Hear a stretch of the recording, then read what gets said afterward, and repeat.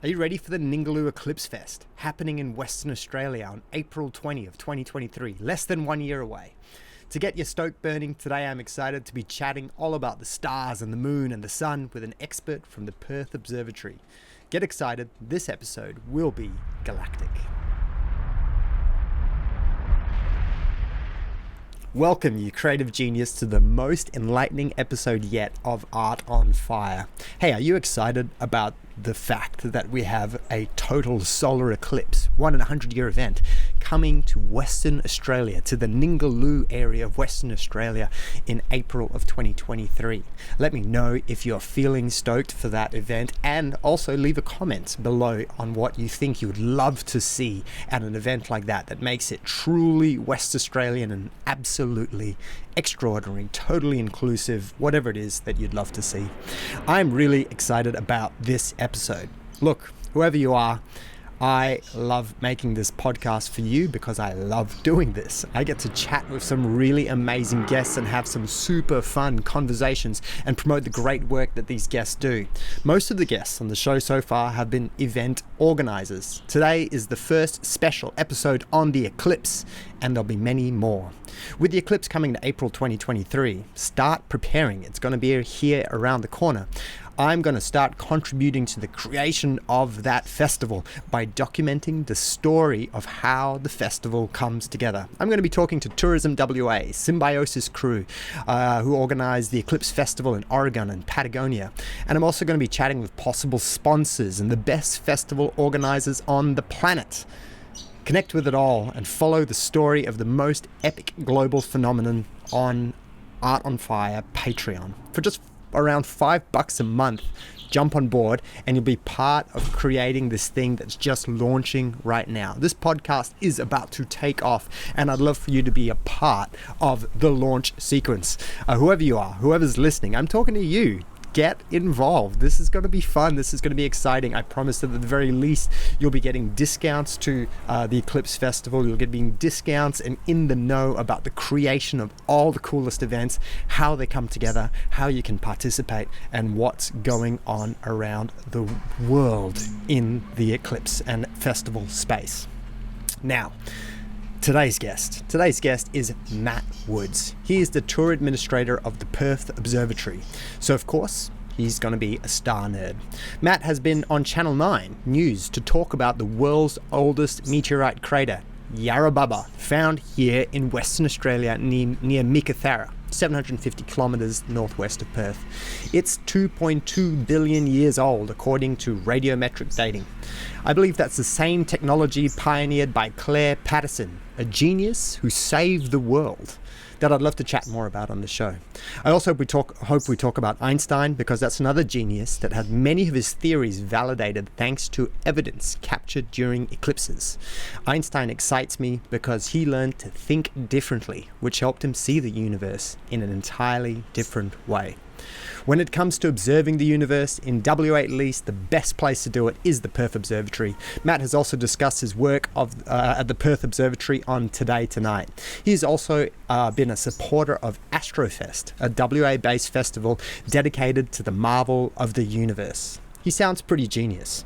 So I think today we're really going to need the Genius Ignition System. And the Genius Ignition System, in case you haven't heard it before, is a process that if you do 100% of the time, you will take something huge away from this show. At the very least, you're going to have a bloody good time, a really good time. You're going to have the best time. You're going to have such a good time that you're going to want to click subscribe right now on this podcast, wherever you're listening to it. And you're going to want to come join us on Patreon for $5 a month. But this is how it works. Wherever you are right now, whoever you are, I'm talking to you, friend. I'm talking to you. I love you. Put your hands together and start giving them a rub. This is the process. This is how it works. This is how we turn on that genius. And in a moment's time, we're going to do a countdown and a simultaneous clap. 3, 2, 1. And make a declaration. I've touched a genius. That's the declaration. Remind yourself of it often. Now let's go on an adventure. Welcome, Matt. Thanks so much for coming on the show. Oh, My pleasure. Thanks very much for having me on. Eclipse experts, solar experts, astronomy experts. Thank you for being here. Thanks for coming to teach us some things. Oh, well, more expert than me, and more expert than most people. So on that scale, I'm really grateful to be able to have someone here that I can chat with.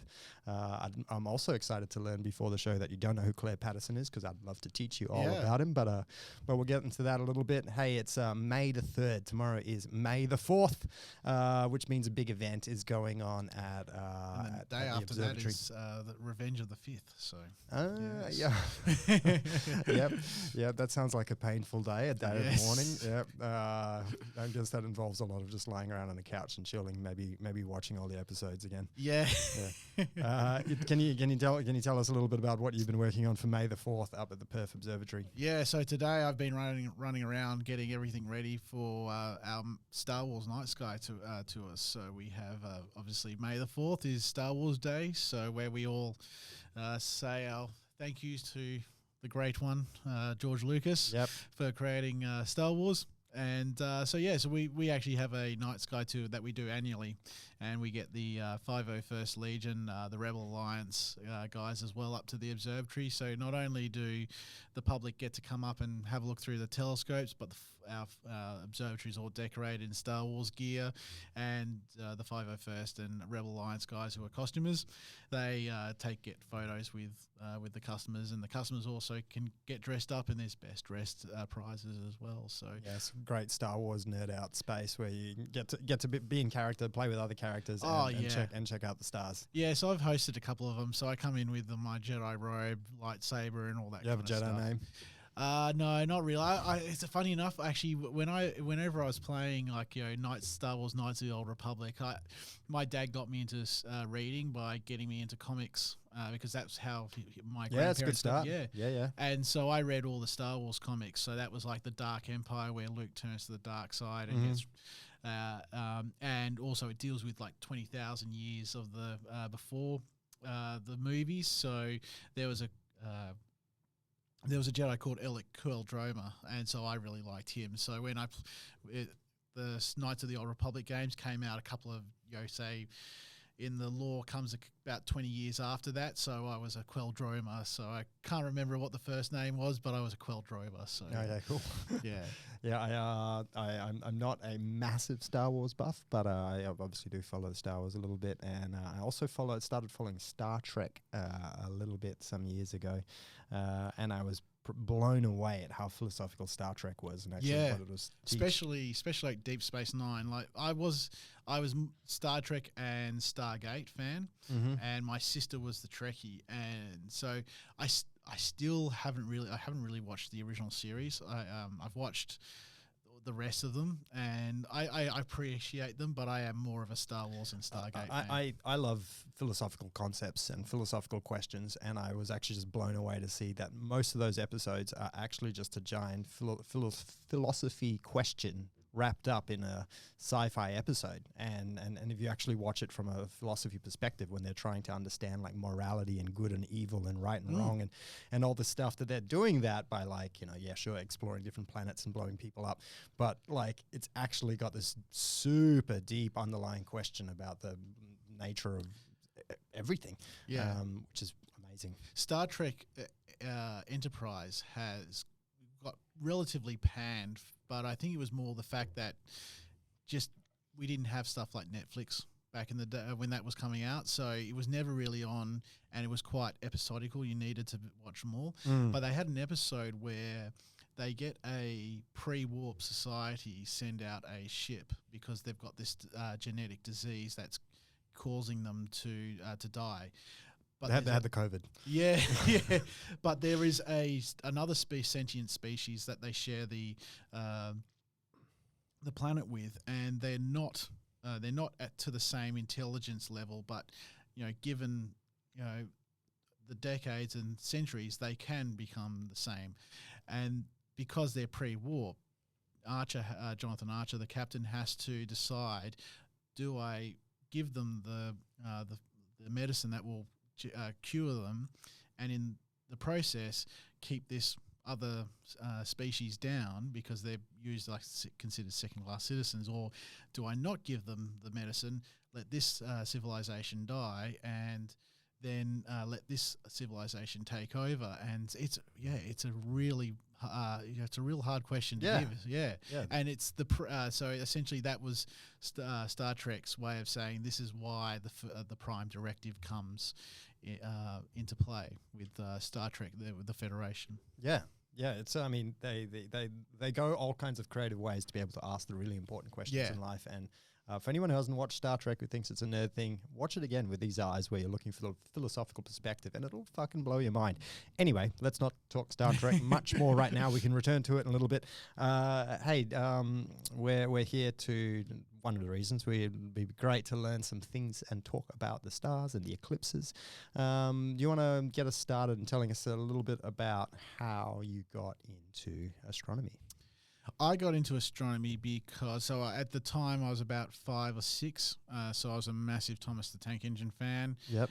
Starting to get into the volcano, tornado side of things. I've seen this with my niece and nephews, and that they go through the progress. And it was about 95, so I was a little bit older than,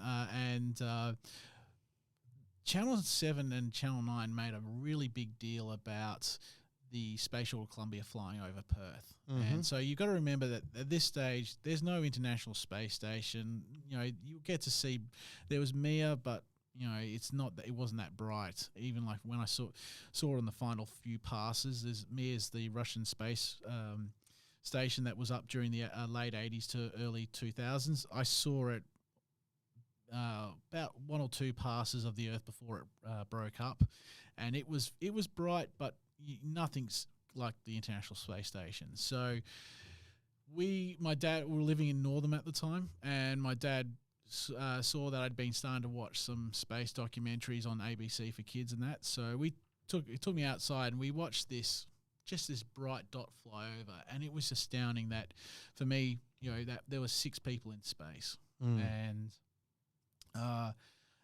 it just got, something just clicked, and from then on, we probably one of the first families to have the internet as well. So I was reading everything on the internet, any documentaries I could watch, I was watching, any books I could read. And so Thomas the Tank Engines, volcanoes, tornadoes, or anything like that, that just went out the door. So, so I was space. Yeah. And so like I was a website developer for 15 years. I probably knew more about space than I did actually building websites. And I was pretty good at building websites. Well, now you wind up at Perth Observatory, so that's the right place to wind up with this knowledge. Sorry, what passing? Sorry, what was it called? So this was the international. This was the Space Shuttle Columbia. So wouldn't that be passing over Australia every couple of weeks? Don't those things move around the Earth at some crazy speed, and give it a couple of days and it'll be back? And even I was at that time, I was going, boy, they really play. This was really big in the news, but it is passing over all the time, right? Yeah, the International Space Station does all the time. Yeah, there are about a week or two where it's up during the day and we just can't see it.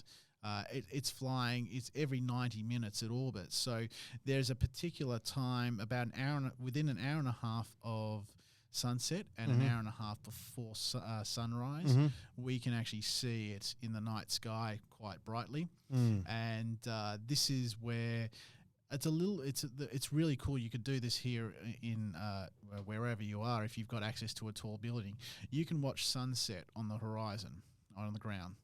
You go to a building, say, in terms of like the tallest building, the Burj Khalifa, you can get into a lift, take it up to the first observation deck, and you can watch sunset happen again. You get in, and you go up to the top, and you can watch sunset again. And so the higher you go, the more you can delay the sun setting. And so while it's dark down where we are, up there they're getting sunlight hit on them, and then they're reflecting down. So this is the same principle. So with the space station, with the Space Shuttle Columbia, they're still seeing the sunset. They're still seeing, So and it's just amazing. It was just amazing to see it. That's a really good visualization there. Thank you for that. I never would have thought about it in the sense that the space shuttle is actually just observing the sunset. And I guess that's different to everything else that we're seeing shining in the sky, because not everything, but a lot of those things shining in the sky will be stars, which are emitting their own light. Yeah. But a lot of things are actually just things that are reflecting the sunset. So Yeah. they're also just observing the sunset, and it looks to us like a star, but it's not. It's something else that's watching the sunset, and therefore we can see it sparkling. Yeah, and you can get tumbling satellites that are out of commission, and they're just rotating bits of rocket body, and it's all tracked by the United States NORAD and that. And you can go, like, there's websites like heavens-above.com where you can actually go and see, okay, these are the bright passes for satellites or rocket bodies or X-satellites. They're used, and some of them, can be really bright. Like, I was out with a friend at his property near Cunderdin in about an hour and 45 minutes from here. Mm-hmm. And we were just doing some viewing on his farm and completely dark skies, and we look up and we just see this little bright this dull satellite flying across, and it started blinking, and then just all of a sudden just brightened up dramatically, so much so that it actually hurt our eyes and you have to turn away. And it was just one of those things, perfect timing, perfect place to be able to see it. But there was stuff, unfortunately, they've finished the first generation of these satellites called iridium flares have all burned up in the atmosphere. But Iridium's communication satellite phones, and they put all these satellites up, and just it was just pure luck that the way the dish was situated on the satellite, that on the perfect angle, they would flare up. So you would see this white dot flying across, and then all of a sudden, whoosh, and they were like brighter than Venus. Mm-hmm. And unfortunately, the brightest one that I ever knew was going to occur was magnitude minus 8.9, which is, I've never seen anything brighter than that. And I happened to be in New Zealand for the Wildcats game. Oh, yeah, cool. Finals. So I missed it because I was actually in the game, grand final game 2 of the 2016 final series. So, yeah. Yeah. Do you have because I've got one that I even missed, but it's still my favorite story. Do you have a favorite thing you've seen in the sky, big sky phenomenon while looking up at the night sky? Actually, just recently. So, like, you've always got cool favorite stuff to look at. Like, I loved looking at the Tarantula Nebula. It's the furthest thing that we can show you that's not a galaxy at the observatory. It's 700 light years across, and it's 160,000 light years away. So when you bring that to where the Orion Nebula is, which is one of the most famous nebulas, they say these are star nurseries, so baby stars being formed, it would take up almost about 60% of the night sky. And so that's my favorite object to show in a telescope. But just recently, I actually managed to take a photo of the International Space Station flying across the moon. Yeah, and, wow. So you get to see the silhouette, and we had another. Is this at the observatory? At the observatory. Yeah. So I had the Perth Observatory's Nikon camera on the attached to the telescope, and we had another volunteer there on another telescope because he was the one that let us know, and it was like, yes, this is going to happen.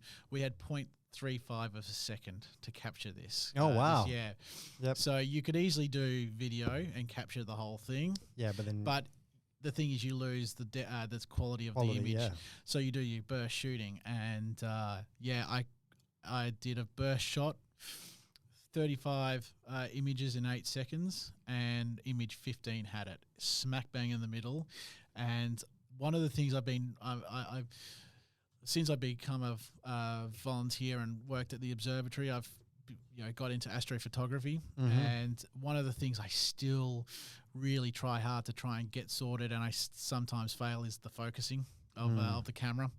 And I got it perfectly, and it was just perfect in the middle, and it was like, yes. Yeah, there were a lot of expletives Yeah.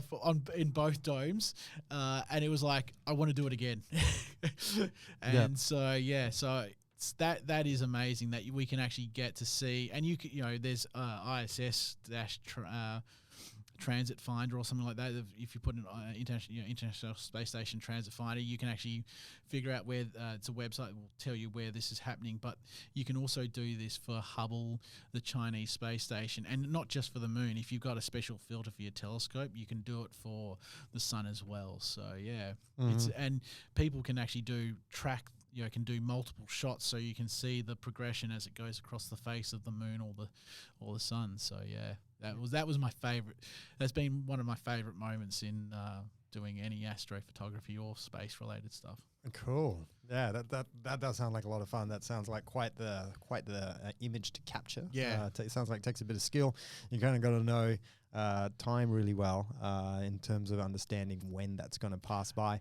And first ever attempt as well. So I've never done that before, and to get it perfect the first time, it was like sinking. That's a little bit of a synchronous fluke. It's one of those beautiful life experiences. Yeah.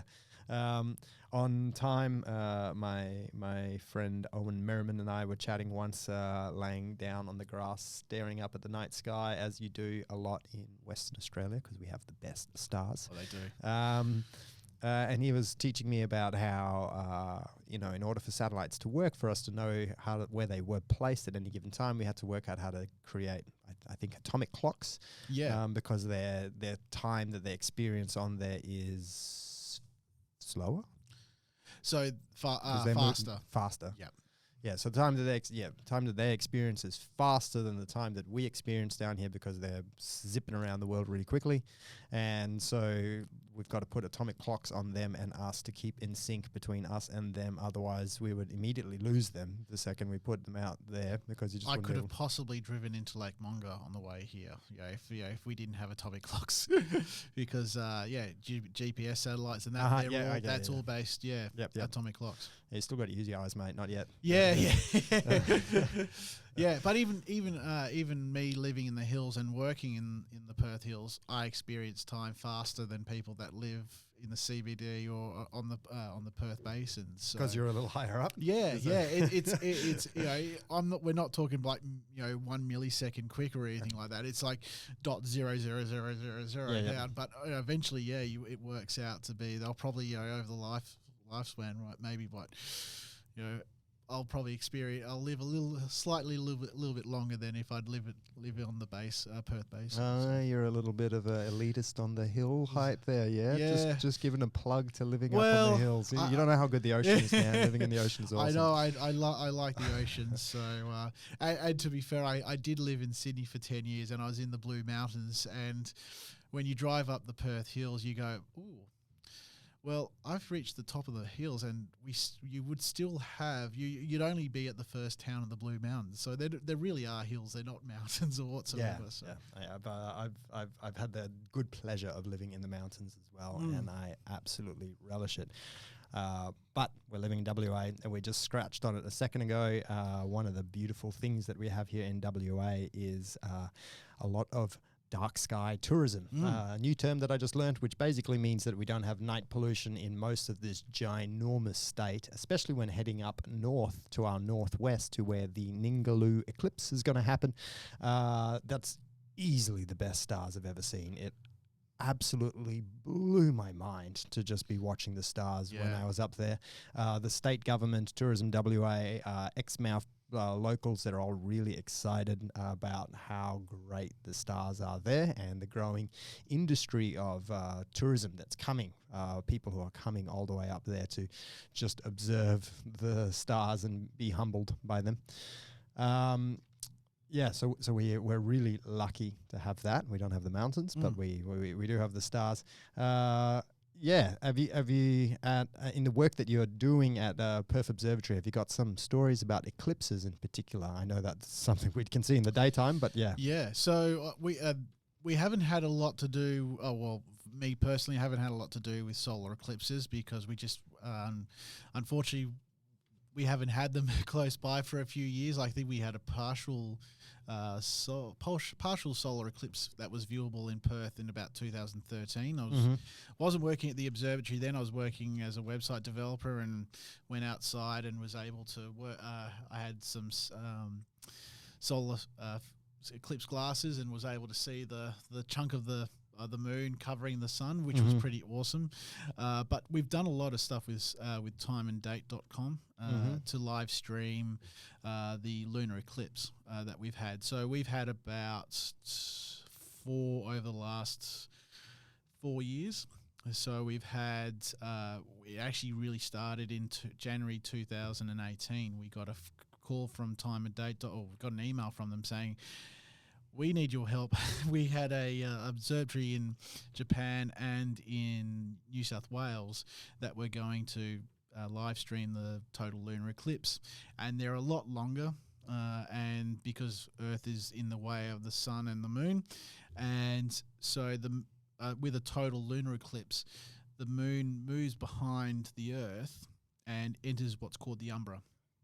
So there's the preumbra, which is the outer shadow where some of the light is blocked by the Earth, but there is still some sunlight getting. Let me just jump in there just to add more definition. I think the umbra is the shadow that is being cast by the Earth. Yep. So you've got the preumbra, which is the outer shadow, and then the umbra, which is the actual shadow itself. And that's where, as the moon enters the umbra, that's when you start to see the chunk of the moon disappearing. And then once it's fully in there, it turns this blood orange, and that's because the light from the sun is going through the Earth's atmosphere, and our atmosphere, what color is it? It's blue, and that's because of the oxygen and nitrogen particles, and so the oxygen and nitrogen absorb the blue light, and what's left over is red and yellow light that hits the moon, and red and yellow equals orange. And those are those blood moons? Is that that's the blood moons, yeah. Right. So you get blood moons either because you've got a bushfire nearby and you probably should be running away from it, or it's a total lunar eclipse. And so the 2018 one was pretty decent. It was about 16 minutes or so, I think it was. And so we said, yeah, look, we've got the technology. We just don't really know about the internet, but we were able to sort that out, and we had live streamed it to Time and Date. That one got 1.8 million people view. And cool. Yeah, and that was nice because that was January 31st. Weather was nice and balmy. We had about 300 people up at the observatory to view it as well. The next one was in July, and it started at 2 a.m. in the morning. So July, Perth, it's very cold. It rained for about a couple of hours beforehand, but we were able to again live stream it and live stream the whole event, and we got 3.4 million people view that one, which was really nice. And so we did another 2 of those live streaming, and it's great that we have the technology these days to be able to, you can be on a part of the world which can't see it, but you can go onto YouTube and there's someone being able to live stream the event for people so they don't miss it. Mm-hmm. I'm sure the eclipse is going to be live streamed. The solar eclipse coming up. I'm sure that's going to be live streamed by lots of different people and all kinds of different platforms. That said, I would much rather just be there in person. Like, you heading up for it? Yeah, we're trying to get some stuff organised so that we can go up there and actually again live stream it for timeanddate.com and hopefully for other media channels as well. I do remember the 2018 one staying up with the great American eclipse. That's the one that happened in Oregon. Yeah. So the big thing back in that in 2018 was that you could have like 3D. You had you could watch 360 degree videos, and so I think it was Nat Geo actually got to Madras in Oregon, so that's the first town that was going to be able to see it, and they had the 360 degree view, and so I was in bed here in Perth watching it on my on my mobile phone, just going around, just seeing, as if I was there. Mm-hmm. And just one thing that astounded me was actually watching the eclipse coming towards you. And so you could actually see the shadow. Oh, the shadow line. Yeah, and so they had hills, and all of a sudden the shadow covered the hills, and the hills went dark, and then you could actually physically see the shadow coming closer and closer and closer, and then it enveloped you. And the only thing that it couldn't replicate was that there were people there that were saying, "Oh my God, it's got so cold now." But you could hear that the birds stopped. Mm-hmm. It was complete silence, and then it just proceeded to go. And you turn around and you could actually watch the eclipse shadow go by, and that was just, I was just completely astounded. It was like, 2023.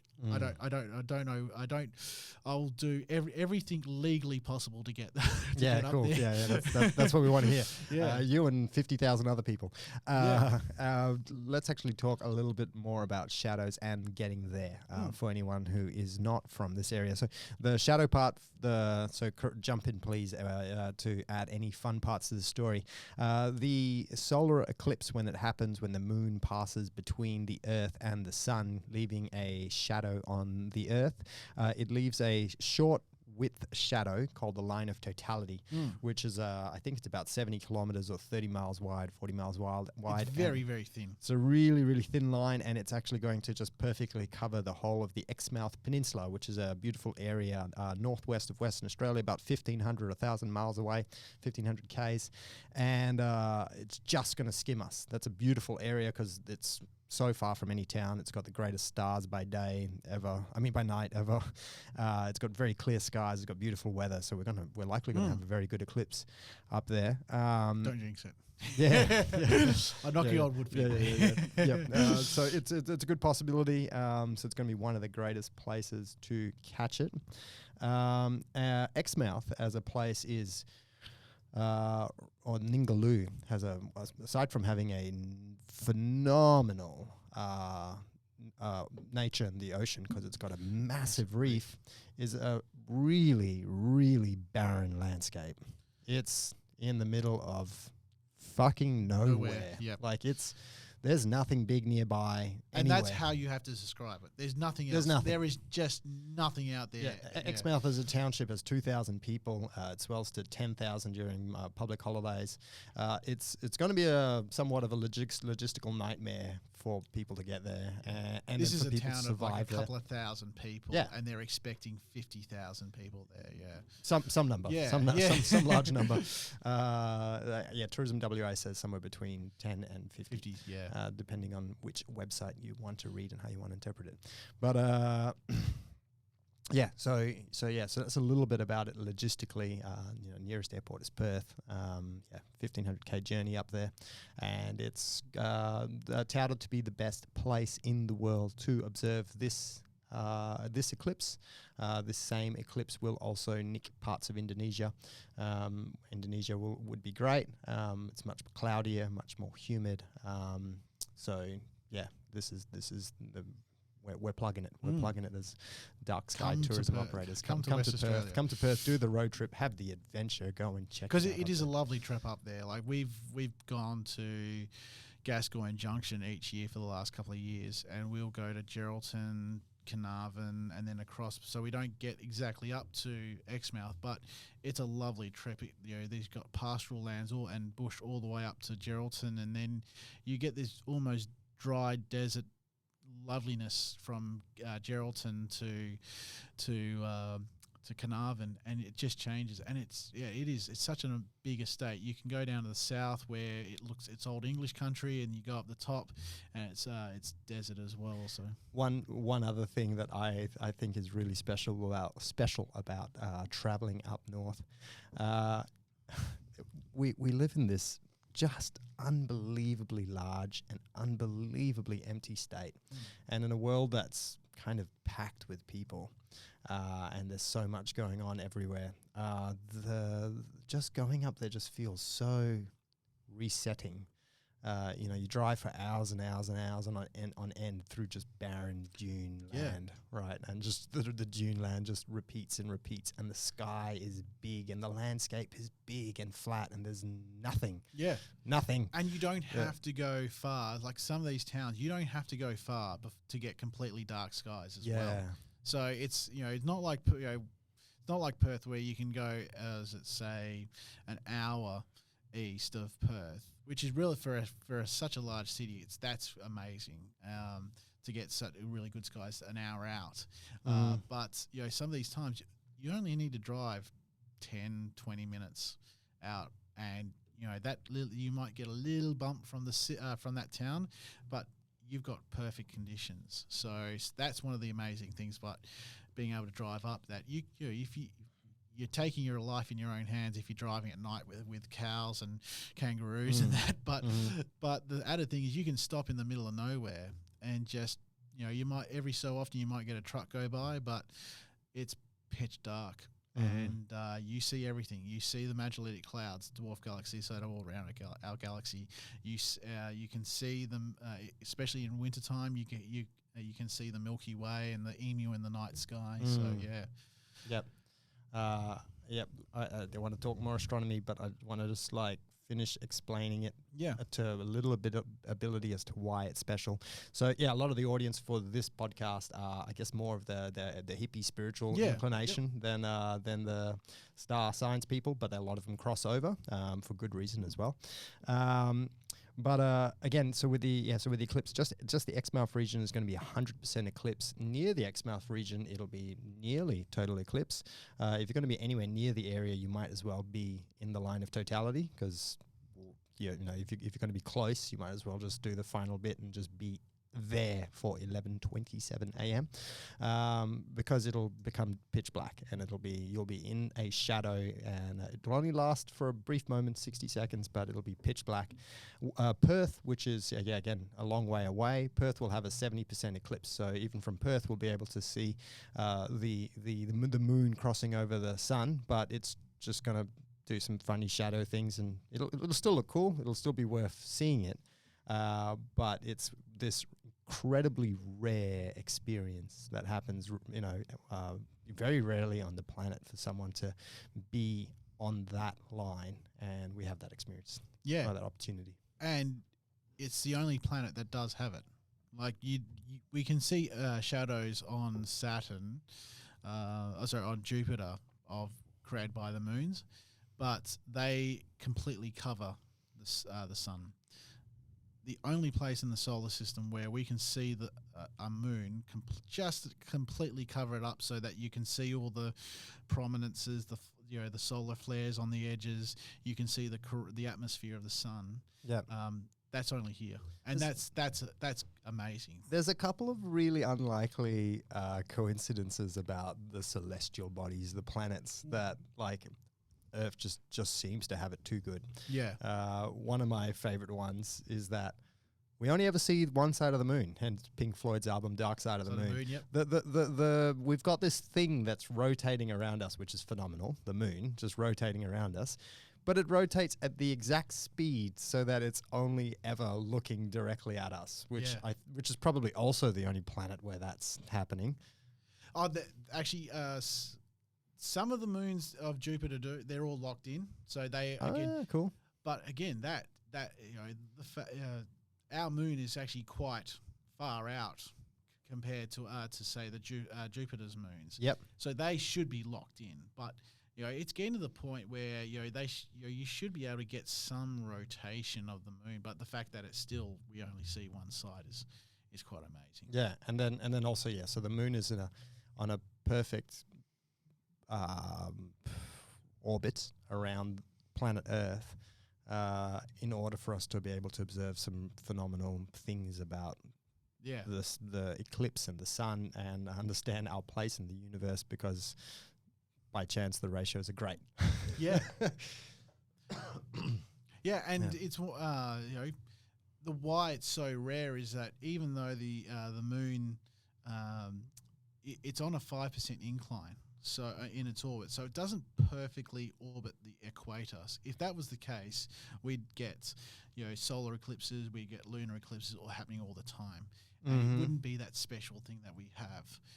But it just happens to be that every couple of times a year we'll get a lunar eclipse, and then 2 weeks later we'll actually get a solar eclipse as well. So that could be a total eclipse, that could be an annual eclipse for the sun, or total eclipse for the sun or moon. So and it and it only specifically for the total lunar eclipse, total solar or the annual solar eclipse, they only happen for a small part of the world. And sometimes if you don't, you have to go to these things. They don't come. If you just sit in your one town and you're hoping for it to come to you, you can be waiting hundreds of years. So Yeah. Well, I think the last total solar eclipse that Australia had was 100 years ago. You can tell I've done some research, and I'm loving these stories. 100 years ago, and that was also right down the coast from where this one's happening. That's the one that happened in Wallal, which is where Einstein's a bunch of photographers came from around the world to take pictures of that eclipse to finally get the conclusive evidence to support Einstein's theory of relativity, because they had just the best picture possibility at that time, at that moment. Yeah. So there has been a little bit of contention in that the eclipse beforehand, I think it was Arthur Eddington had got a photo of it, but the thing was there wasn't enough photos taken of it to confirm it. This was because the rest of the location was quite cloudy, and so this was the one where it was actually confirmed. And I, really from that point of view, I know Vox did a whole thing on did a big video about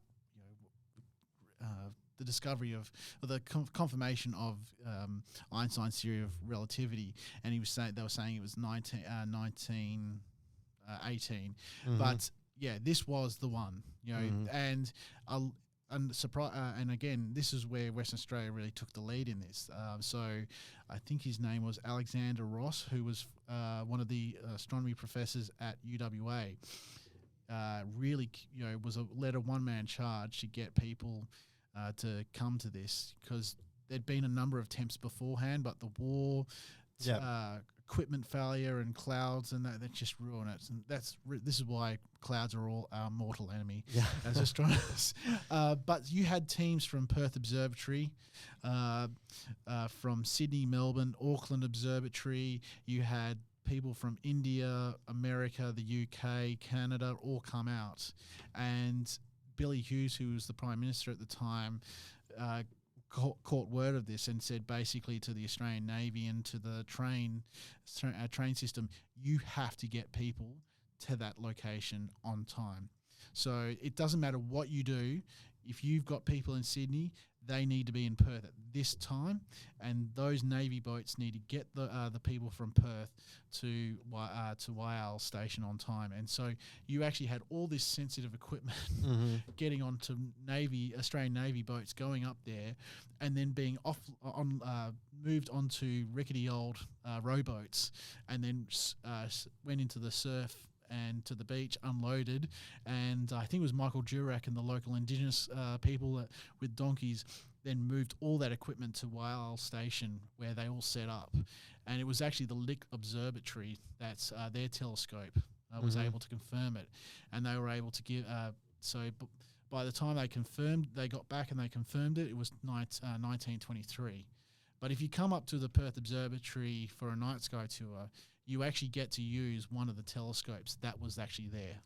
Cool. So the Calver telescope was our very first public telescope. So the research telescope that was being used so much for research, plus they were doing public lectures and night sky tours, that it was eating into research time. And so they begged the WA public to get an actual telescope, another telescope for it.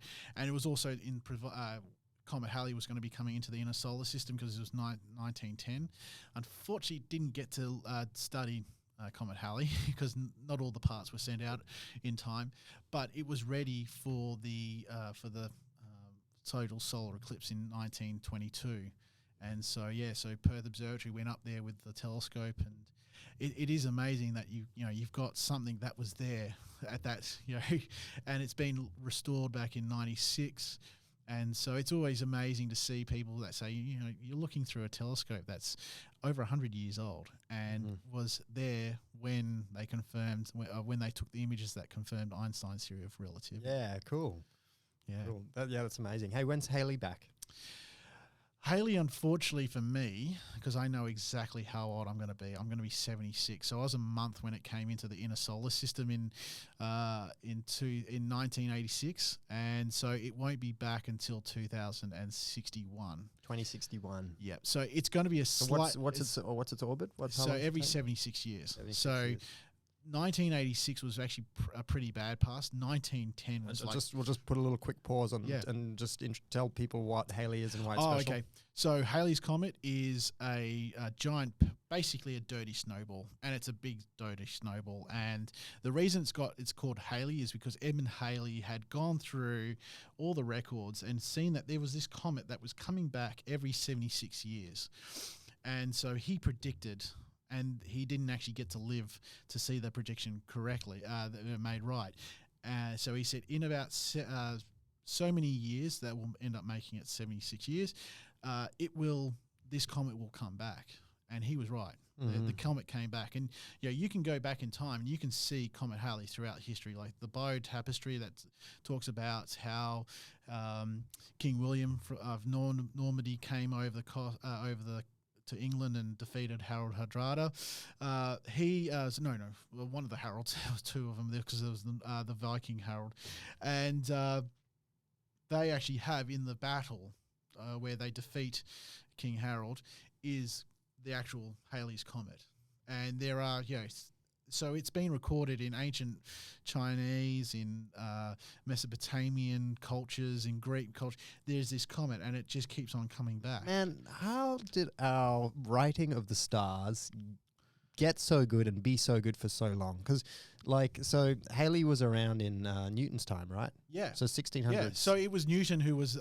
So Newton and Halley were great mates. Yep. And so he was able to live and say, hey, Halley was right. So, when I first heard this story, it blows my mind. So let's unpack it a little bit because it's fucking fascinating.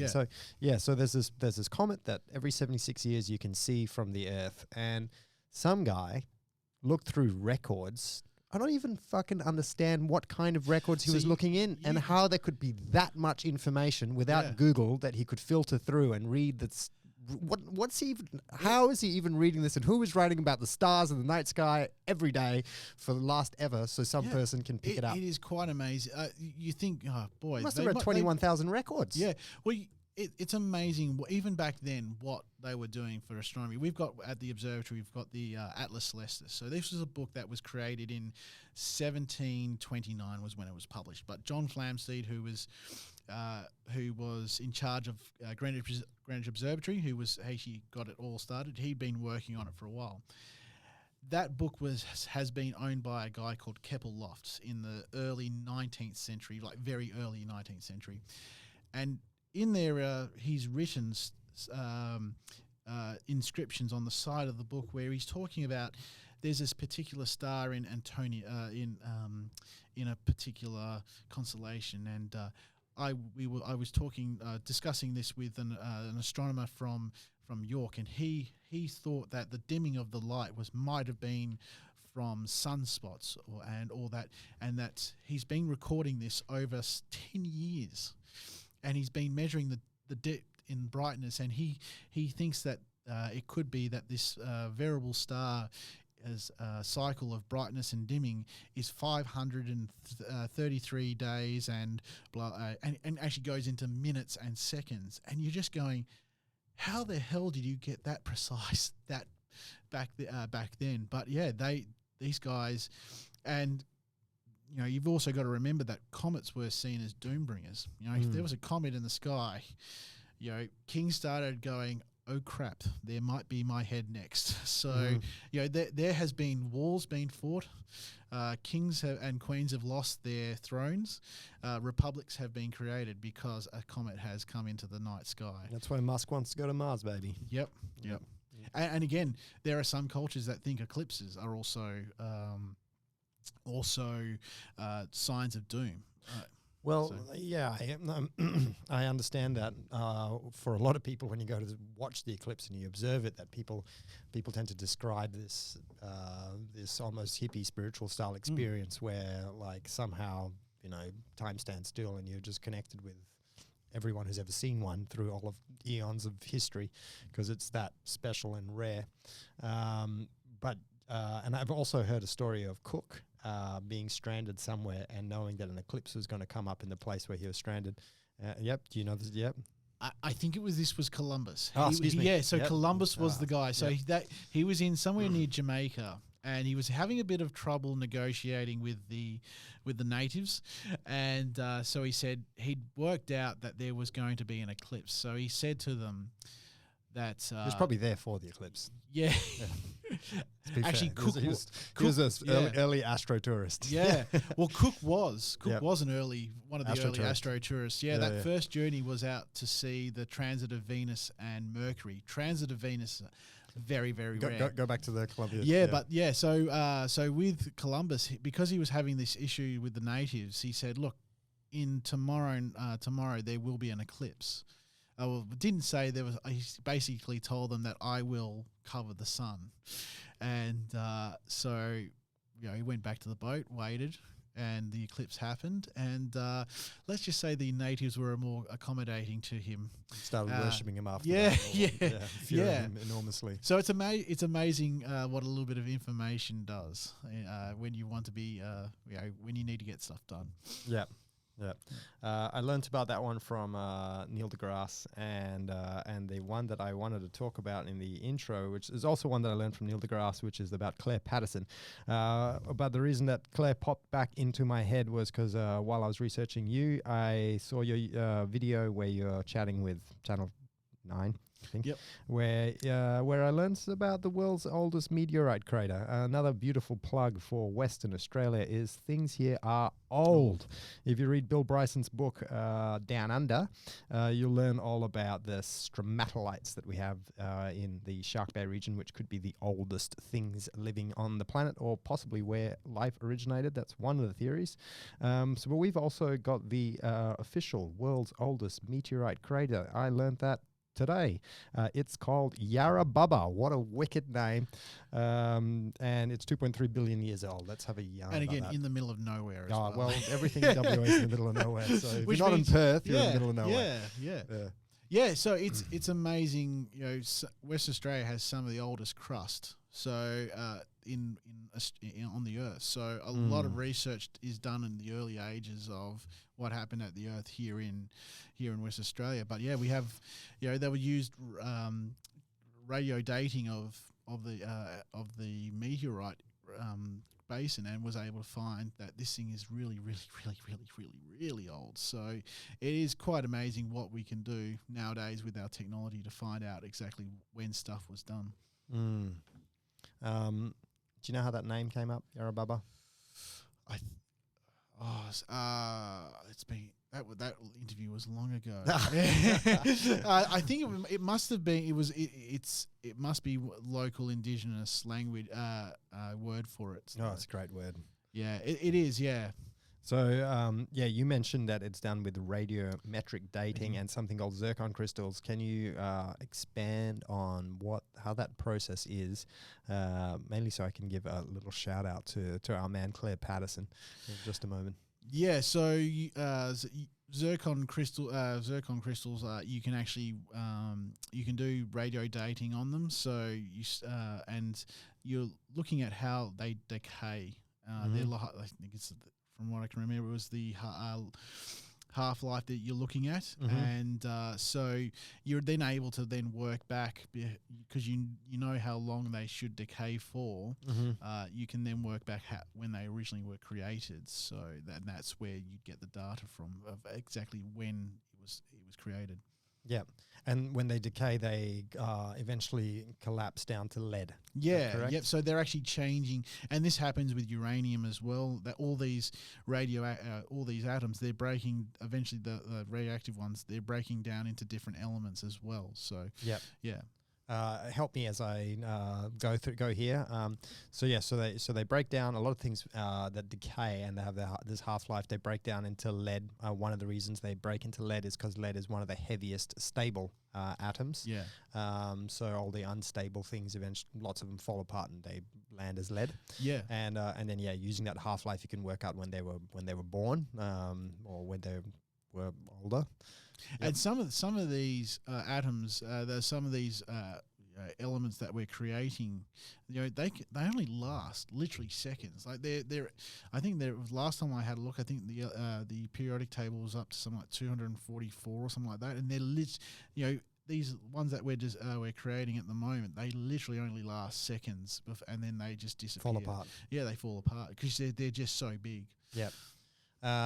But yeah, anyway, so this technology of this half-life dating of these zircon crystals helped us understand how old the Yarrabubba crater is from this 2.3 billion year old impact. It also helped Mr. Clair Patterson work out how old the planet is. He pioneered that technology to get some 4.5 billion years. But the beautiful thing that I love about his story is not only did he work that out, he then worked out that when he was first trying to work out how old the age of the Earth was, all of his studies were failing because his samples kept getting contaminated by random lead in the atmosphere. So he wasn't able to get any clean readings on things. So then he invented the first clean room so he could do a clean test. But he worked out that there was more and more random amounts of lead in the atmosphere that was being emitted by our cars. And he quickly calculated how much more lead was being added to the atmosphere because of our cars, and also saw that the world was slowly being lead poisoned. And he was a scientist who led this push to pull lead out of our cars, and it's testament to him that we're still here, because we could have slowly poisoned ourselves to death and been oblivious to it until it was too late. But he caught it and was able to document it and was able to show how much more it was on the rise really quick. Similar thing going on in the world today in so many different ways, but his one was really dramatic. I went up to Southern Cross for an astronomy night on Saturday, and the volunteer that went with me works as as trained to be a doctor, and he says, yeah, we can clearly see it, that the effects of people who have grown up with lead based petrol and people who haven't, and there's just there is a noticeable dip in IQ and other people beforehand in that bloody period rev of time. heads. Yeah. Well, I can't complain because I'm a Formula One fan, and that's as well. Yeah, I'm a bit of a redhead. I've become a Formula One fan as well, along with a lot of other people, thanks to Netflix. I wasn't a Formula One fan hugely before that, but goodness, that television program really got me hooked on what they do there and the size of the things. But let's not get into that. No worries. Yeah, that's another episode. That's a big one. So, got any other fun stories on what different cultures of the world have observed about eclipses or feel about eclipses?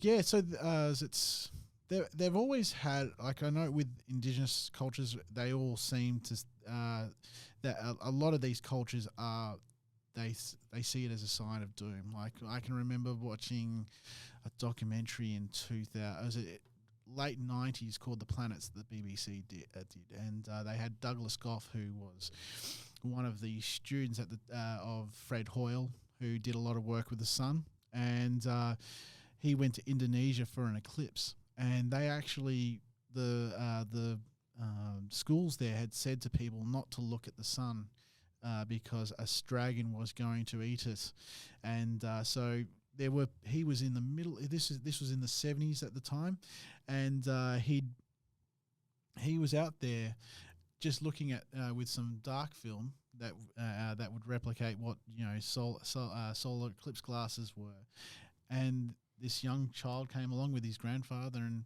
everyone else was hiding, not looking at it, and he just experienced this amazing moment with this child and grandfather, and all these people missed out on just an amazing sight to see. And so it is interesting to see it always is interesting that it seems that we've got stories from around the world, like the Pleiades star cluster, which is always seen as 7 women, or 7 daughters, 7 wives, and that you must be able to go along with how civilization moved out of Africa and into Asia and into Europe and into North America, and so some of these some of these cultures must have stories from all the way back that they've travelled with these people and just survived over the years. So there are still people who think that comets are doom bringers. They're Heaven's Gate. We had Hale-Bopp come by in 1997.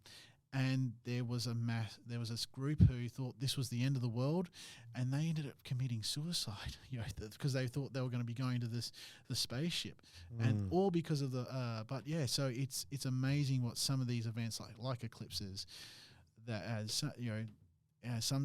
they all see them as doom bringing. Did you ever watch the original Zeitgeist on YouTube? No, I haven't. No. Do you even know what I'm talking about? No. Yeah, so it's so I was brought up Christian. Yeah, and it's this video that was around in the early days on YouTube, back when YouTube was like fucking fascinating. Yes, like I mean, YouTube's still great today, but it was so fascinating then, just because of the random content that was coming up. And this guy made this full documentary thing that went for like an hour or two, and a huge chunk of it was looking at Christianity and the stories in the Bible, and it was actually saying that this is actually just a pagan religion and astrology, and it was talking about like the three wise men pointing out the birth of Jesus and the sun setting, and then the sun rising again. And it was just like, no, this was actually just talking about the solstice. It was saying the three wise men were three different stars that pointed directly at where the sun would rise at the end of the shortest day of the year, in the winter solstice. And it's like, well, this story was actually told by heaps of traditions. They just called it all these characters. The worshipping of Jesus and Mary the Magdalene, Mary the mother is from Mesopotamia, from Nimrod and his mother as well. So yes, and the flood story is actually there is a whole series of stories from Mesopotamia. So there had been some thought that maybe there was, say, like an asteroid strike in the Mediterranean, and that caused the water, like a tsunami, to come through. Maybe like a massive big earthquake or something like that.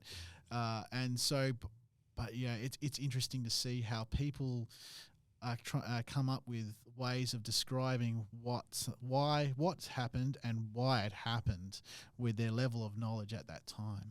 I guess, like, in talking about stars, we've always kind of personified it in some way anyway. Like, we've named all the constellations, in astrology right now. We still have those constellations named, and they are drawn out onto the night sky like they are characters, because I guess it's much easier to talk about it like a story than to talk about it like a series of meaningless dots. Yeah, and in ancient Egypt, they knew when they needed to plant their crops at certain time.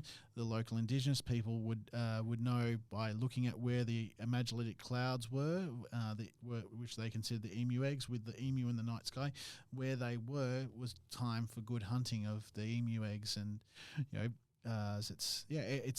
it's quite amazing. And the Hebrew religion and some of the Christian ones are based off the lunar calendar. So they don't. So Passover, Ramadan, and that they're all they're never on the same day. They always happen with relatives. Yeah.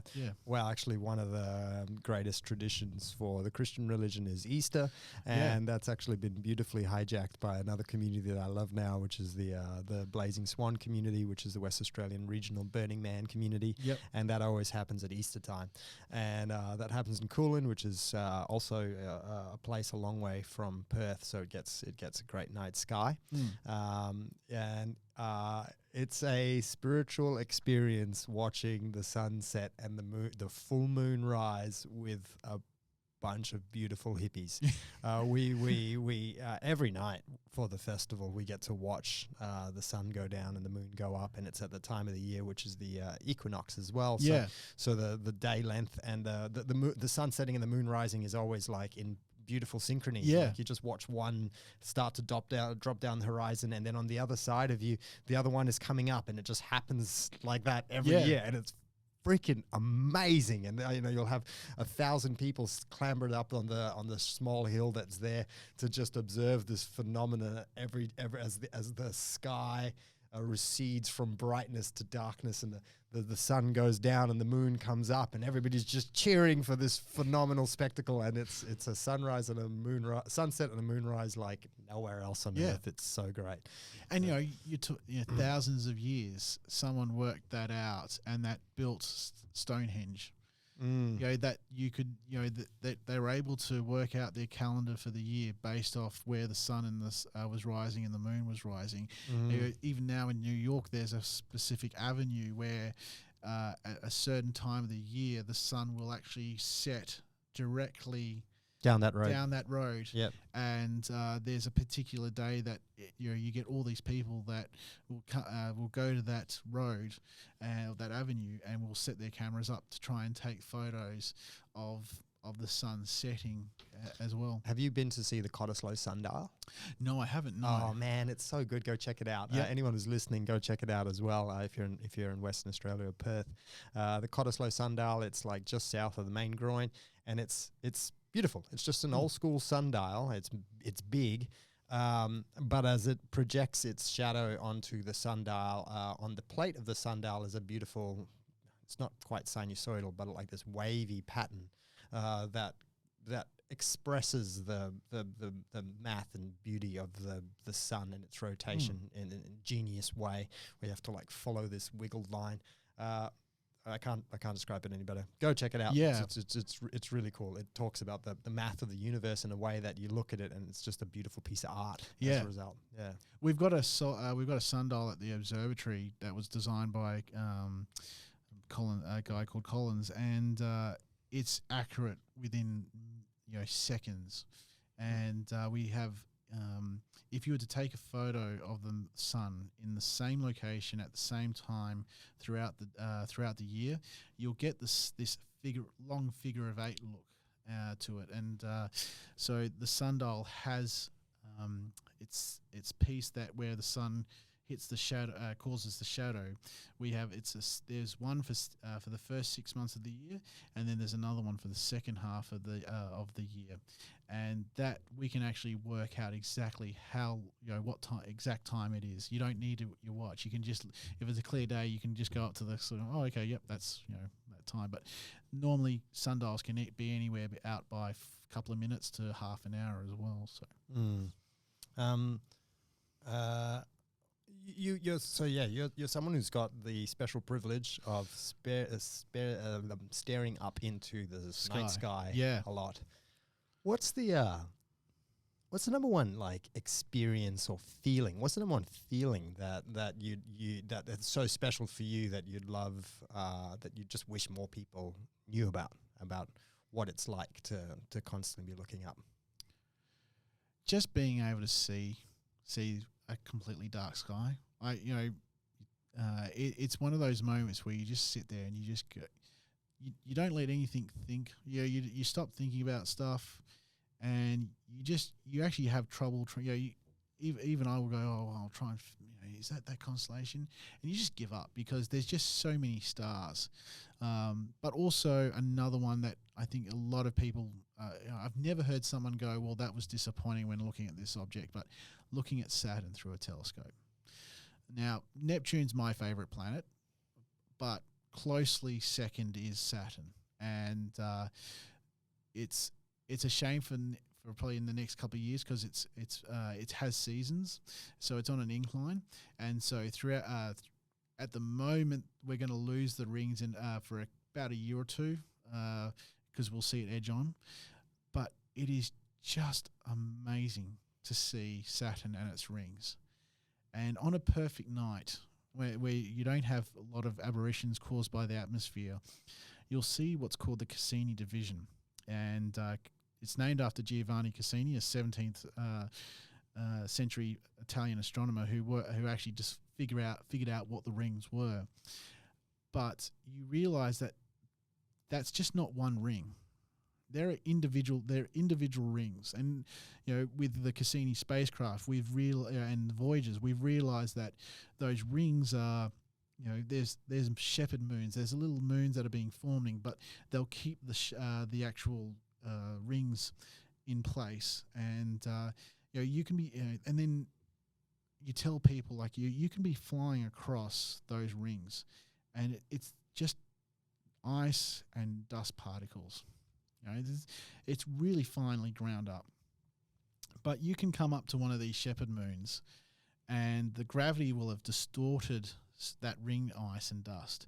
So you'll have this sheer face of like 200 meters. And so you could just imagine flying across the rings and coming up to this amazing sight. And you just go, I wish I was born at least 100 years into the future, just so that I could be able to see something like this sight. And yeah, it's in the meantime, you got to use your imagination. Oh yeah, and or CGI. Yeah. Yeah, but it is just amazing some of the stuff you can see, and like just even just looking at stuff like star clusters and that, you just really, it's amazing what that you can some of these sites that we're able to see this. We exist in part of the galaxy where there probably has been a supernova go off, so there's a star dying, and it's caused this bubble effect. So the shock wave's gone through and blown away dust and gas. So stuff that could potentially block our view or not give us as good a view of the universe has been spread away, just so that and we live in a time where we can see it. And so, and as you learn more and more, just how lucky we are to exist right now, right then, and also how everything that had to go right for life to take hold, and then then you learn how all the stuff that needed to go right for the universe, and you just go, you just blow your mind. Yeah, cool. So my mind's been blown quite a lot. Yeah.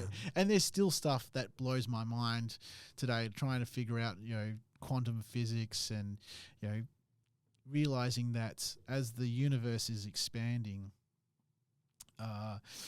we're seeing galaxies on the other side of the galaxies that are moving in the opposite direction that we'll lose sight of because we're going in the opposite direction, and they appear to be traveling faster than the speed of light. They aren't. They're just heading off in the opposite direction than we are, and so it's definitely Saturn, and Saturn. Looking at Saturn is mind-blowing, and also just seeing, especially in the southern hemisphere, the night sky in complete darkness.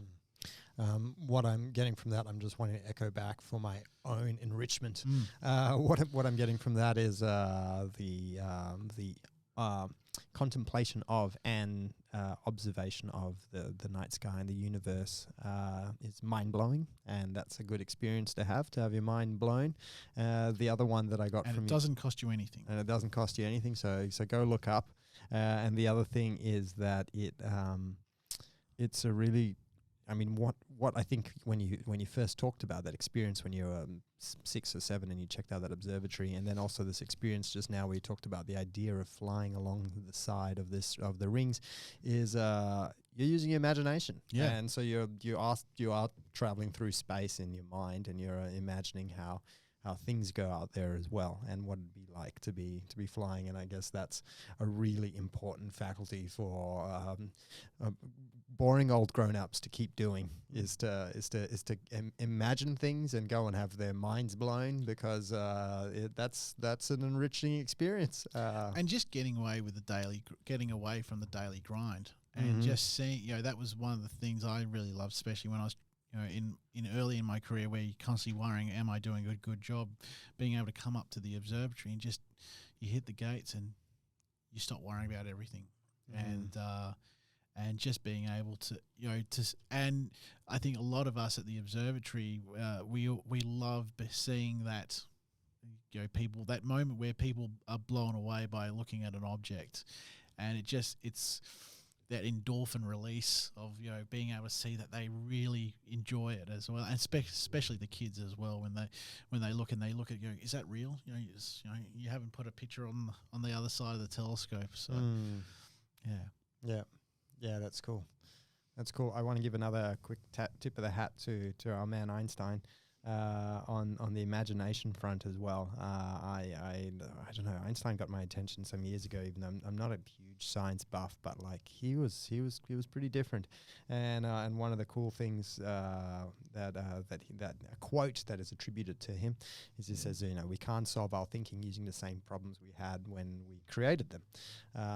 And he changed the world's thinking, because in the world that existed before him, everyone who was advanced in science was thinking in Newtonian world, thinking in a way that Newton pioneered, and Einstein didn't use Newton's logic to realize what he realized. He actually went back to the imagination. He went back to the drawing board, which is like so profound. It's so beautiful, because it's not like he's smart. Like, I'm not going to take that away from him. He's a very smart dude, but he wasn't the smartest dude that made him get to this new revelation. He actually just went back to that imagination. He spent time in his mind, like you were just describing, traveling in a spaceship along this doing thought experiments he was doing thought experiments, and he was just imagining things, and his imagination led him to this new revelation, which is so cool. So just looking up at the sky and imagining how big it is a thought that'll humble the mind, because it's big. The more you contemplate it, the more big you know it is, and then that's big for the head.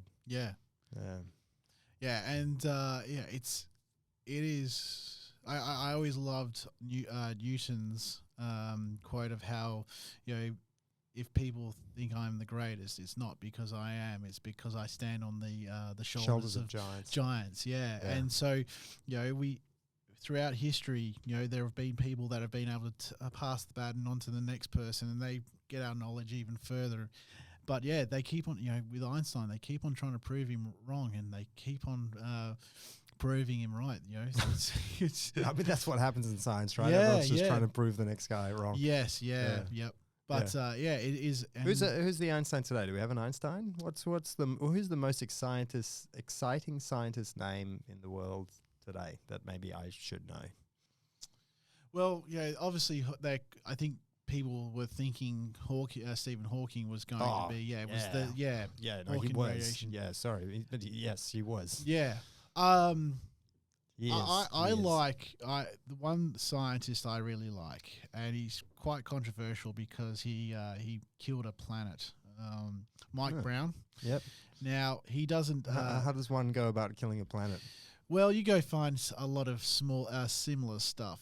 So Mike Brown, and he loves. Because he loves it that people think he killed a planet. So his actual Twitter handle is called Pluto Killer. He's the person who got rid of Pluto. Yes. Okay, let's go. So Mike Brown is very famous for discovering a planet. Well, at the time they thought it was a planet called Eris. Now, Eris is the Roman... How's that spelled? Eris. And it's they named it Eris because it's I think it's the Roman god of chaos, and it now actually has a moon as well called Dysomnia, which is another chaos god for the Romans. Now, at the time they thought it was slightly bigger than Pluto, and it turns out that it's probably slightly smaller, but it's a little bit heavier. And so he found that, and then he also found a couple of other objects, and that was similar. So we've now found stuff like Hermione, Makey, Make, or Hermione, Makey, Make.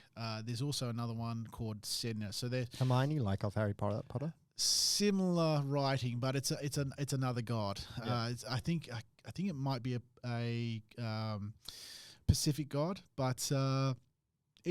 So we've started finding all these objects past Neptune's orbit, and Pluto's position as a planet had already started to be questioned, because as our telescopes got better, we realized it was smaller and smaller and smaller, and then we realized that there's actually Charon, which orbits around it, and technically it's Charon, like the boat guy. So yes. Yeah. Yep. Yep. And so all the Also, moon, I think it's like Chiron also. Chir- Is another yeah. pronouncing for it. Yep. Yep. And so there's other moons like Styx, Nix, Kerberos, and all that kind of stuff. So all the moons are named for Pluto, named after the Roman the underworld. And so there was already questions about whether Pluto was a planet, and so Mike Brown basically caused the issue to come to a head because he was finding all these objects, and we realized what it was so we have our asteroid belt between Mars and Jupiter. There's also another belt of icy material past Neptune called the Kuiper Belt, named after an astronomer called Gerald Kuiper. And so they had a big, in 2006, they had the big International Astronomers Union meeting where they decided what was a planet. And so for 24 hours, we actually had 12 planets because we had Ceres as well and a couple of these other objects. People bitched and moaned, and so they had a revote, and we went down to 8 planets from 12. And so we basically, all these objects like Ceres, which is in the asteroid belt, Pluto, they're now called dwarf planets.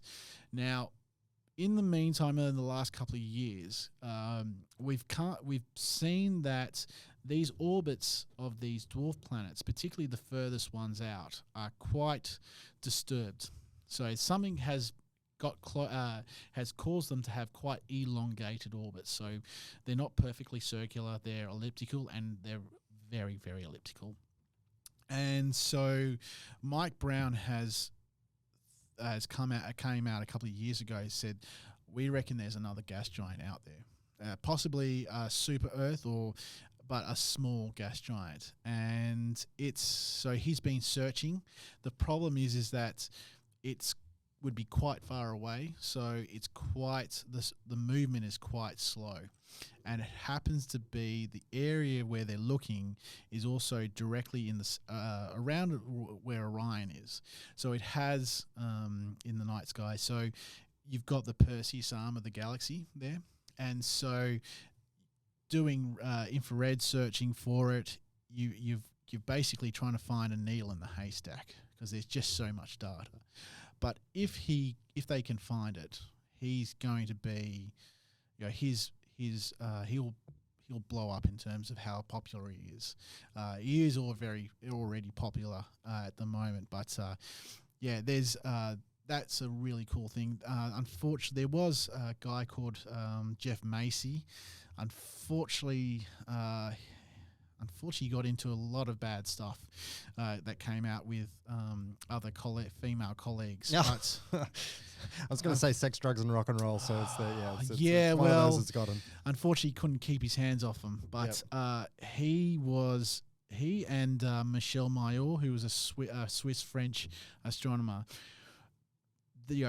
since 1995. Hey man, both Einstein and Stephen Hawking were players.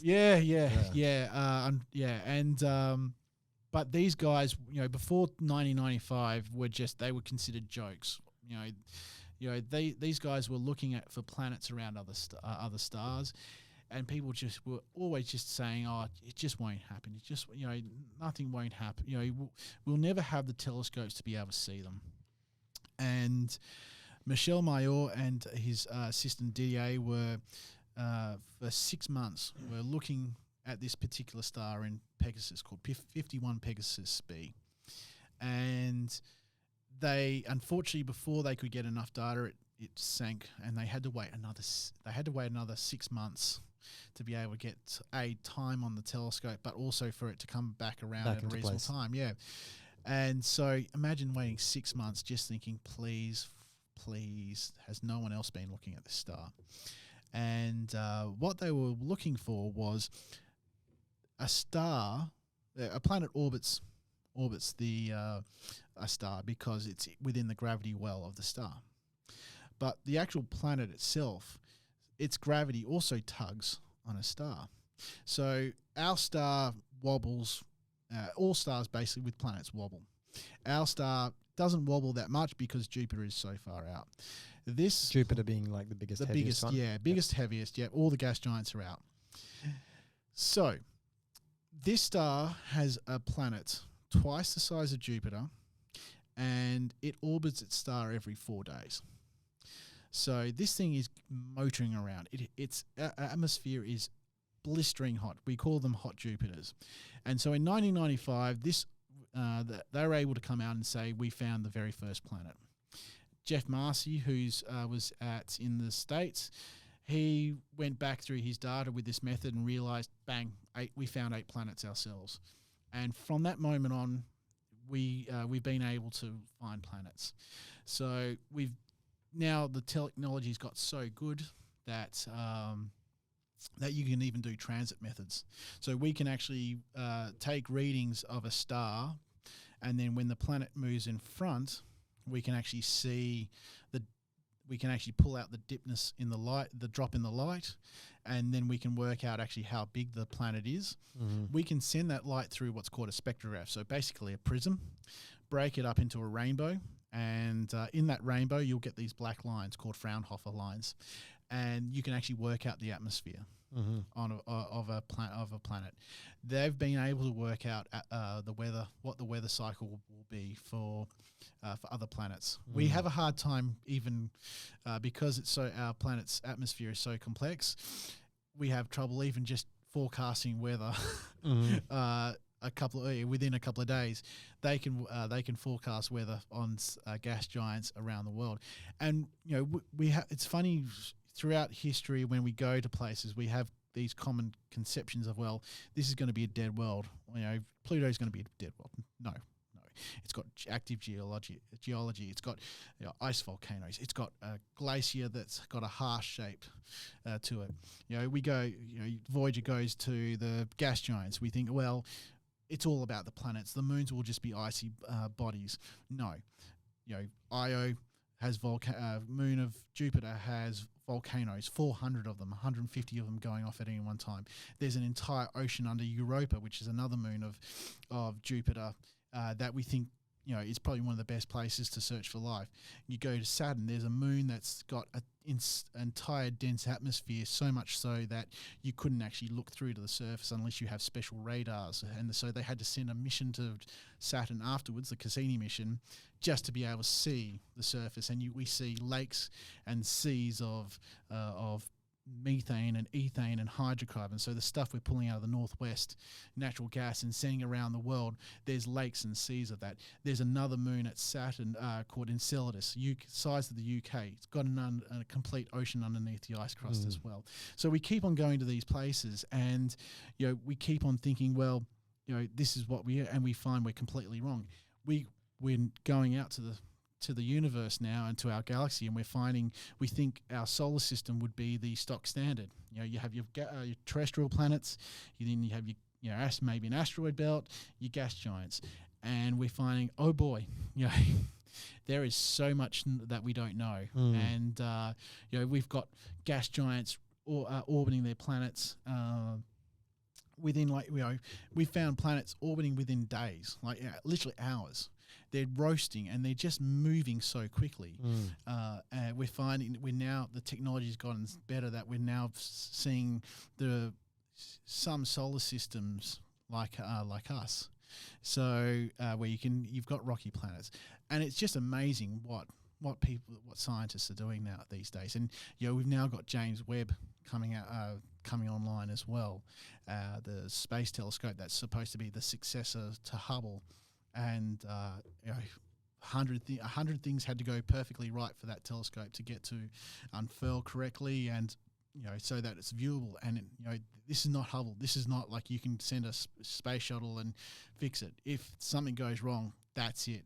We're not going to recover this because it's a million kilometers away from Earth, and this thing is working fine. They're taking the images that they use to make sure that the science equipment is all working properly, and this thing is just working like a treat. And the next 10 years in terms of galaxy research, planets around other stars, even trying to look as far to the beginning of the universe, we won't be able to see at the beginning, but all very close to it. it's going to be exciting, and Mhm. there's going to be a lot of scientists, you know, doing whatever they can to try and get time on this telescope. Mm.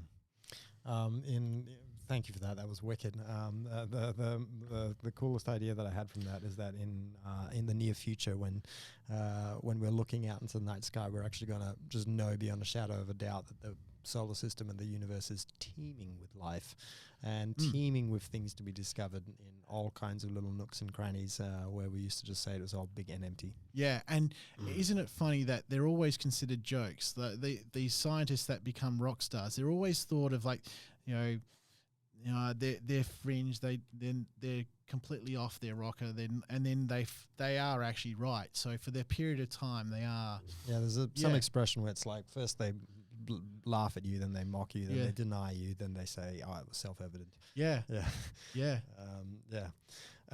Hey, how would you want to enjoy an eclipse event? Well, what would be the best thing to honor that event, to bring that up in Exmouth? Well, what would you wanna? How would you want to do it? I would want to be there with as many people as possible. Yeah, I think it's one of those things.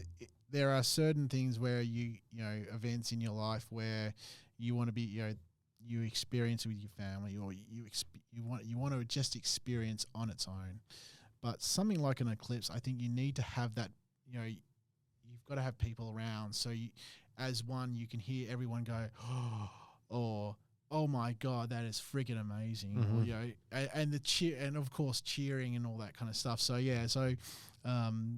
definitely want to be around at least. Yeah, you want something tribal. We're gonna yell at the sun. Yeah. Get the tiki torches and all that kind of stuff. Yeah, great. I would also love to experience and witness it with a large number of people and a cold beverage, hopefully alcoholics. Yeah. Yep. We're gonna need some beers moved up there, and we're gonna need power and water and the whole works to support us all. But yeah. That'd be really great to do with a large throng of people who are sitting there admiring and in reverence of this phenomena. Yeah, and it's always good to be able to say that you experienced with something with someone, because then you can go after and, hey, remember that time that was such a good. Oh, it's a timestamp. Yeah, it's a powerful timestamp as well. It's Yeah. just like, we were there. Yep. Yeah. Cool. Well, I want to be there. You want to be there? Yep, definitely. Let's be in the proximity. I know Exmouth as a township is going to have a big government sponsored event, but it is the whole peninsula where there will be viewing areas or places that you can view it. There already are events in the making, and I look forward to a party oriented one, because that's the one I would love to most be at, but I'd also love for the party oriented one to have a lot of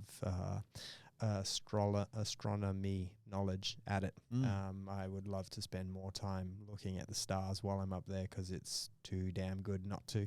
And in that region, I also want to spend a lot of time on adventure, because I freaking love the adventures that the Ningaloo coast offer, as someone who surfs and kite surfs and does all that sort of stuff, and snorkels and dives. Snorkel that reef, yeah, it's so good. It's so good. It's such a great land up there, so I'm very excited for it. So cool. Any final closing thought or story that you want to share on the stars and the sun, or in the work that you're doing? Well, yeah, look, we're very lucky in the Southern Hemisphere that we do have the best stuff. So, people really need to understand that. And because I've been to the Northern Hemisphere, I've been to America and England, and you just go there and you go, okay, they got a few different constellations that we can't see, but here in Perth, Jupiter and Saturn are straight overhead. They orbit straight overhead. And when I went to the States in 2018, roughly around the same time, they were off into the south. And so that's one of the amazing things about the Southern Hemisphere, is that it is, just everything there is fantastic, and it is worth getting out, supporting some of these country towns. They need the tourism, and they're lovely towns. Stuff like York, Hayden has Wave Rock. Right? There's all these places like I lived in Northern for 5 years. Going to Southern Cross, all these places you can go. You can take a couple of days. You can do a weekend in the central wheat belt. Not only experience the night sky, but do amazing stuff. And even heading up north, there's plenty of places to be able to see, and you just realise how great the state of WA is, but also.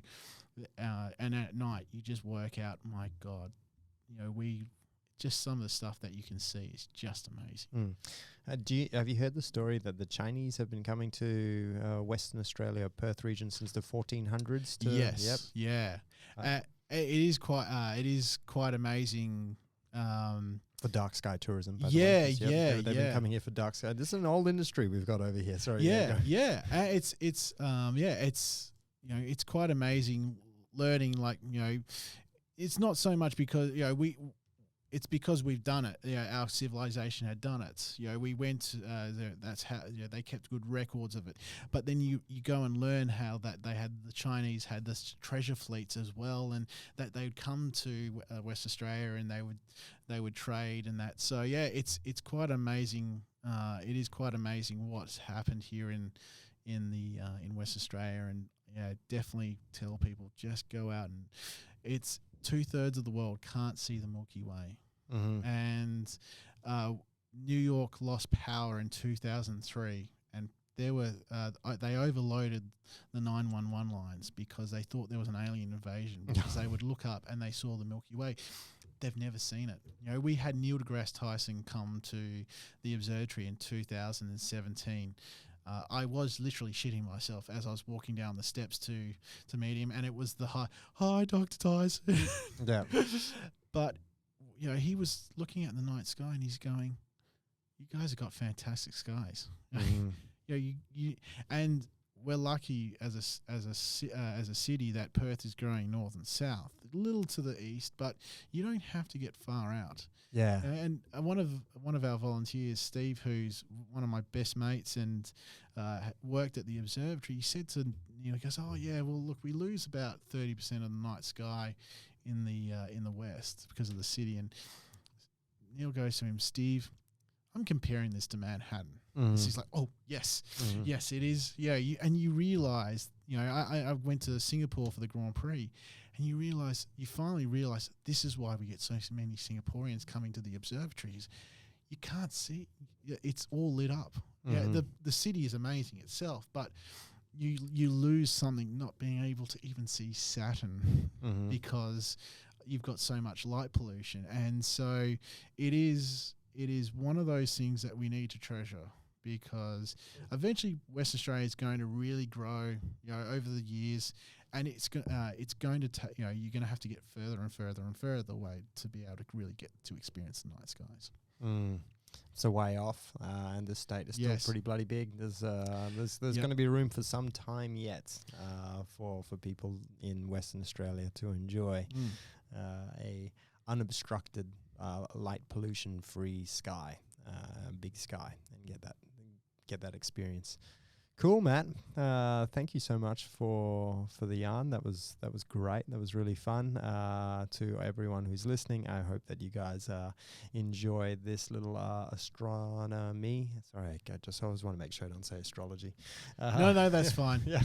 I hope everybody has enjoyed this. You've done a good job with that. Yeah, and is excited to go and check out the big sky in the Ningaloo Eclipse Festival. Enjoy it at nighttime, and then also have their mind blown in the day when we have this phenomenon happening up there. So cool. Yeah. Thank you very much. Anytime. Yeah. And I'll see you at Perth Observatory, and I'll probably see you up on the eclipse. Yep. I hope you enjoyed that episode of Art on Fire with Matt Woods. Please, if you did enjoy it, let me know. And let me know any way that you can by liking the Facebook page, subscribing on YouTube, joining us on Patreon, flicking me $5. Thank you very much for joining up on Patreon. Leaving a comment, signing up for an email. Anyway, I just want to be in touch. That's all. Just want to be in touch. Just want to say thanks and want to be able to create more of this content and share with you this style of content, whether that's if you're interested in learning more about the creation of the Eclipse Festival, or whether it's because you want to learn more about cool people who are making great events happen. Get in touch and I'll just send you some stuff. That's all it is. Just want to send you some stuff and just want to say thanks for being a part of it. There goes the car. Awesome. My name is Joseph Andrin. This was Art on Fire. Lots of love to you. Ciao.